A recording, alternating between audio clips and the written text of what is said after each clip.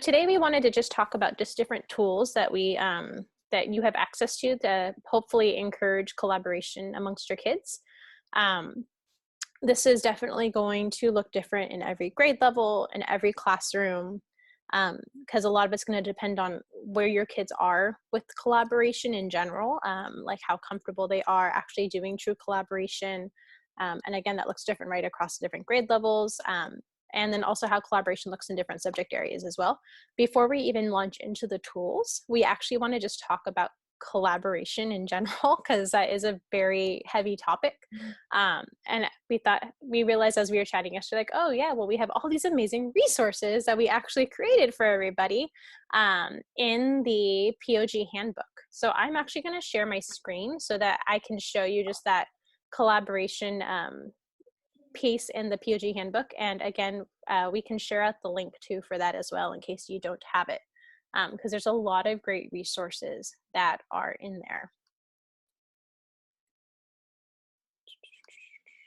All right, so the POG handbook, it's just a Google slide deck, but we have it set up so it's kind of like an ebook.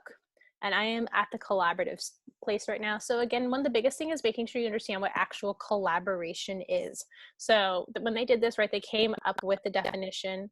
So it's really that learners who are collaborative systemically and interdependently. And I think that's a key word. There's the interdependence part of it, who work towards a common goal while communicating and being flexible throughout the exchange of ideas.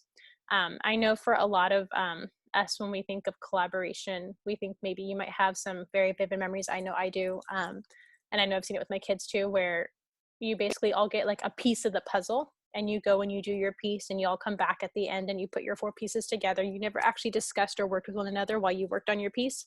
You just each put your pieces together. If you do a presentation, you each talk about your piece and then that's it. And that's not true collaboration. And then what happens with that is, first of all, they're not learning collaborative skills, right? They're learning how to just put their piece together at the end. They're still doing independent work, and it can create a lot of angst for students, especially if you have kids who are maybe your overachievers versus your ones that have learned that they can kind of slack off and let other kids come in, or those that maybe have a fear of putting themselves out there. And so they might be hesitant to start the work, or they might be, I know like some kids who are perfectionists, they don't want to start because they don't want to be wrong, or they don't think it'll be good enough. And so they're so filled up with that anxiety, they won't even start. And so then you start creating angst in your kids, right? I know Tiffany was sharing that her son and daughter deal with this all the time, right? When they're doing group projects, because they'll have people in the group that don't do their part. So then you're up till midnight trying to get everyone to get it finished before the due date. And again, it causes a lot of anxiety and frustration. And that's not what collaboration is, right? That's just you doing your independent piece and then putting it together at the end. So we really want to think about how we can create tasks that require true collaboration. And what's great is right now, this is kind of the perfect time to really dive into that pedagogically and play with it, because there's no state test we have to worry about. There aren't any grades right now, right? We're not grading, we're just giving kids feedback. So you don't have to worry about that. So I think that actually takes a lot of the angst away, so we can really focus on our practice and really start to develop these skills in our kids. And plus every kid right now, I think, is dying for that social interaction. So this is a way to bring that in to the learning, because we're all trapped in our little isolated bubbles right now. One thing to think about is when you collaborate with your peers, what does that look like, right? Like, because we do collaboration, that's like, we can't do our job without it. So how does it look when you are collaborating with your peers? I know like with us, with the TOSAs, when we're working, like we'll have a Google Doc up and we're talking while that Google Doc is up, and we're constantly just putting ideas in. So we don't necessarily have like, okay, you do this chunk, I do that chunk, you do that chunk. Like we're sitting there and it's very organic, and it kind of just happens and it flows. And that doesn't happen naturally. You have to kind of structure and build to that for our kids, right? Our kids don't know how to do that on their own generally. Some do, they magically have that skill, but for most of us, we need to learn how to collaborate. So that's where we start with those roles, and that we might do some piecemealing, but we want to make sure that they're still coming together and figuring out how the pieces complement and work with one another versus just putting their pieces there and going. Also thinking about how we can keep it simple. You don't want to overload your kids with 5 new tools and all of this new pedagogy and all these new skills that they need to learn in one task, right? So if collaboration is still something very new for your kids, then maybe you pick just something like Zoom where they can talk, right? And you have the Zoom all ready to go and they're just talking because they know how to talk, and you can do some structured collaborative discussions with them. If collaboration is something that your kids are super comfortable with, then you can start to bring in those tools that are a bit more complicated, or we're going to talk about later, app smashing, where you can use two tools together.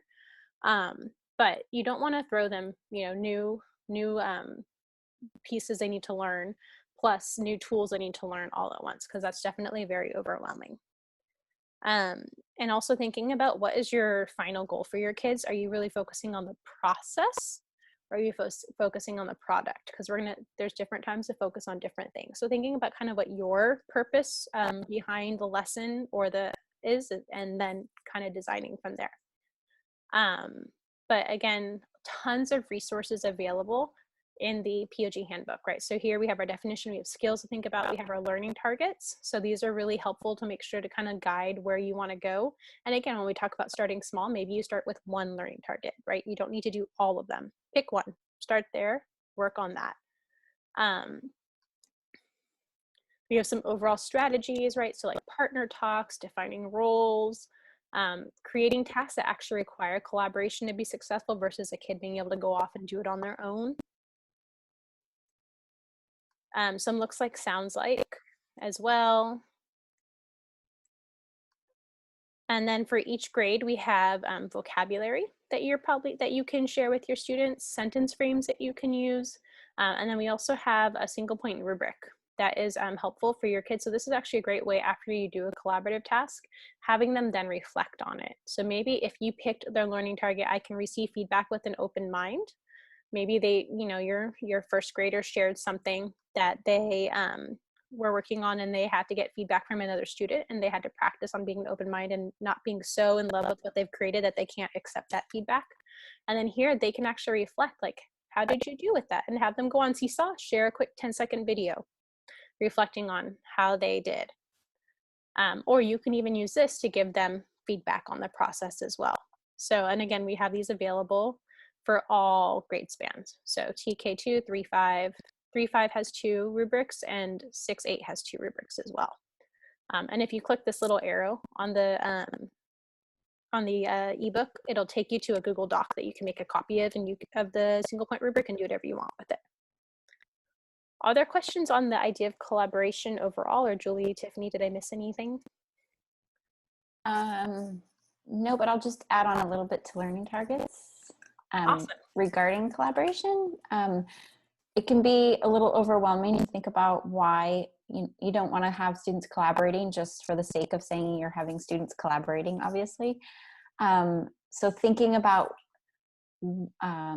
what your learning targets are, both it could just be that it's a profile of a graduate social skill competency, and that's okay. We have to teach our students how to do those things well. So if that's what it is, then the tool that you choose, like we're going to go over in a minute, the tool you choose might be different based on whether maybe it's an academic learning target, and you're doing collaboration for the process, but they're going to do the product independently. So I think it's really being clear in your head as to what your ultimate goals, learning goals are for the kids, and kind of then choosing your tool from there and how you're going to go about that. Questions, comments from anyone? Yeah, go ahead, Katie. There you go. There I go.